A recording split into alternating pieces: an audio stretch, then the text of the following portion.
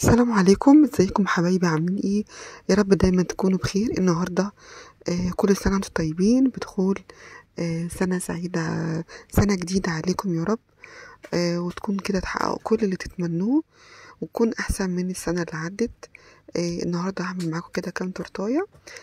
ميني تورته تكفي 6 افراد، مقاس 16. سهله جدا. هنعمل بالسبونج، هقول لكم مقادير السبونج العادي ومقادير السبونج الجاهز. هعمل معاكم ده وده. بس طبعا انا هقول لكم على المقادير عشان انا عملت السبونج كده لوحدي، عشان مش هطول عليكم الفيديو. انا حبيت اوصل لكم الفكره بتاعه تزيين التورت. انا هنا عملت السبونج الشوكولاته دوت. عملت صاجين 30 في 40، كل صاج 230 جرام من الدقيق، يعني حوالي كوبايتين وربع كده. هسيب لكم المقادير بالجرامات وبالكوباية.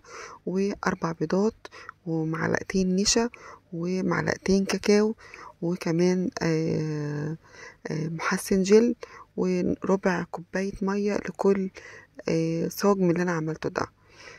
هسيب لكم المقادير بالظبط في صندوق الوصف. انا بقطع معاكم طبعا. ده اول صاج لو 30 في 40 عمل معايا 3 طبقات من الاسبونج. وهقطع كمان الباقي ده هيبقى حوالي 5 طبقات.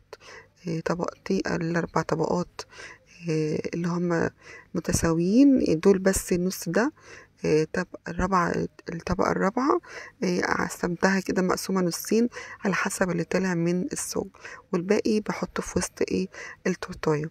وهنا انا عملت صاج 30 في 40. حطيت نص كيلو اسبونج من الاسبونج الجاهز، وحطيت 6 بيضات. لو البيض صغير نحط 6، لو كبير نحط 5 بيضات. نص كوباية مية، ومعلقة محسن جل، ومعلقة خل وفانيليا. وبضرب في العجان لمدة 8 دقايق أو 10 دقايق على حسب القوام اللي احنا طبعا عارفين ومتعودين عليه. لما يظبط معانا نطفي. خلاص نوقف ضرب. انا هنا بشيل القشرة اللي هي فوق دي، ملهاش اي لازمة زي ما انتوا عارفين. قطعتها بنفس التقطيع اللي هو اللي انا قطعت بيه الاسبونج الشوكولاتة. عملت هنا كريم شانتيه. خد معايا كل يعني التورت دي 6 تورتات خدوا معايا حوالي 4 كوبايات كريم شانتيه. كل كوباية كريم شانتيه عملتها بالمية الساقعة تكون متلجة، كوباية وربع مية، و3 معالق لبن بودر، وربع كوباية كل كوباية ربع كوباية كريم باستري، وبحط 3 معالق سكر بودر بس. هو ده الجناش الكريمه اللي انا حشيت بيها. حطيت عليها نوتيلا، وحطيت عليها معلقه كاكاو خام، وقلبتهم مع بعض. حشيت بيهم التورتايه اللي انتوا شفتوها بتاعه اللي هي الشوكولاته. وهنا برضو الاسبونج الابيض، الكريمه بيضة خالص، ما حطيتش عليها اي اضافات. وهنا كان عندي مانجا متفرزه، طلعتها وحشيت التورته بتاعتي طبقات، بين كل طبقه والتانية طبقه كريمه ومانجا مقطعه قطع صغيره. هتديني طعم حلو جدا، وتبقى محشيه وتبقى جميله جدا. لكن مكانش عندي صوص مانجا. طبعا مانجا طبيعيه احلى من صوص اللي هو المانجا. وبدات ان انا احط طبقات بكل طبقه والتانية. بس السيرب كل كوبايه ميه عليها كوبايتين ميه، كوبايه سكر، تغلي 5 دقايق على النار.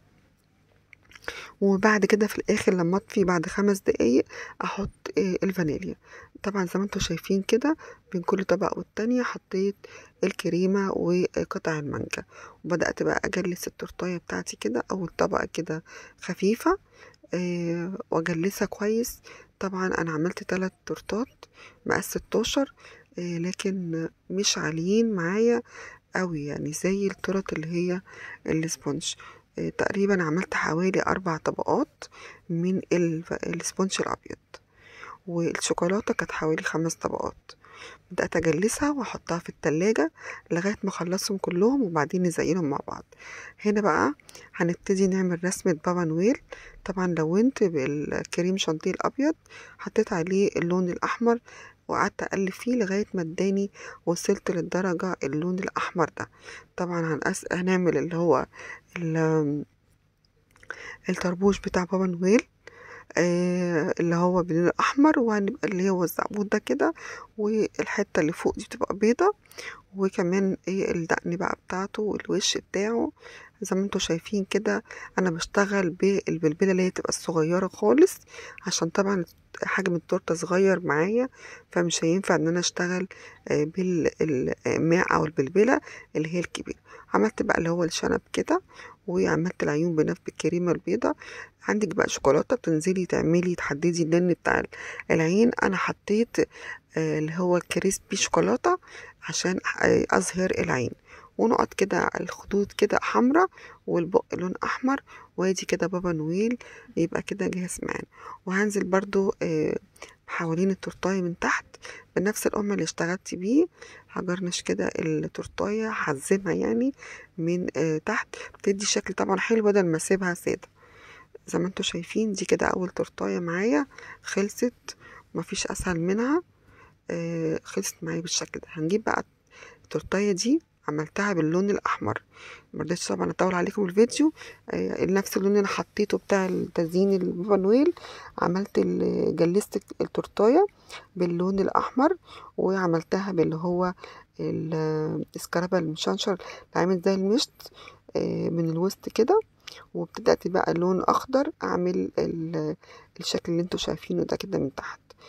تورتايه بسيطة جدا، وطبعا هزينها بقى بالتوبرات اللي هي بتاعت بابا نويل وشجرة الكريسماس. هتشوفوها دلوقتي معايا شكلها ازاي.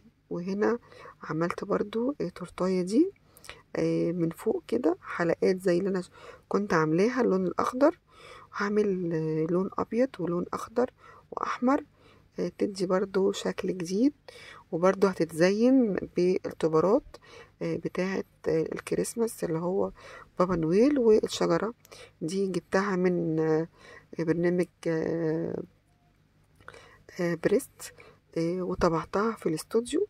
طبعا كانت أرخص من ما اشتريها من جاهزة، بتبقى التوبر عامل حوالي 20 جنيه. طبعا هيبقى غالي. أنا عملت بس ورقتين، الورقة فيها حوالي 5 صور ب30 جنيه. طبعا أرخص من إن أنا أشتريها جاهزة. زي ما انتوا شايفين الشكل بقى ده، عملت 3 كده ألوان، الأبيض والأحمر، وفوق كده نقطت كده بنفس البلبلة فوق، عشان احط بقى الصور اللي انتوا شايفينها بالشكل ده. وكان عندي طبعا لو شفتوا المشتريات بتاعت اللي انا كنت شارياها، كان في النجوم الذهبي دي حطيتها كده على التورته من فوق، تديني شكل كده حلو. ودي كده التورته اللي انا عملتها. اتمنى يا رب تعجبكم، وكل سنه وانتم طيبين. ولو عجبتكم بقى متنسونيش في دعوه حلوه منكم بالسنه الجديده، ربنا يفتحها علينا وتبقى سنه حلوه، وتبقى بالخير علينا يا رب. ولو في اي هموم عندنا ولا اي حاجة، السنة دي تبقى سنة جميلة علينا وخير على الجميع يا رب. وكل سنة وانتم طيبين. واتمنى بقى لايك منكم ودعم منكم باللايك والاشتراك في القناة عشان تكبر بيكم يا اجمل عيلة واحلى اخوات بالنسبة لي. اشوفكم على خير ان شاء الله في فيديو جديد، ومع الف سلامة.